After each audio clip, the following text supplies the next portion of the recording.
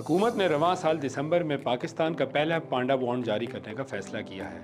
ये बॉन्ड चीनी करेंसी में जारी किया जाएगा और इसकी मालियत तकरीबन 250 मिलियन अमरीकी डॉलर होगी।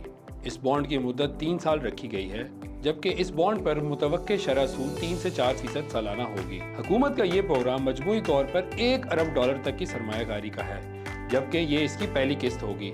Panda bond China international capital corporation और हबीब बैंक लिमिटेड के इश्तराक से जारी किया जाएगा।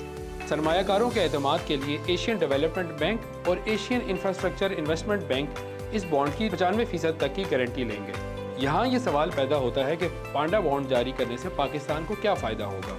पांडा बॉन्ड के इजरा से डॉलर पर इन्हिसार कम हो जाएगा और जो ज़र मुबादला के दबाव है उसमें कुछ कमी वाक़ होगी। कर्जे की लागत भी कम हो सकती है और शरह सूद में भी बड़ी कमी का इम्कान है।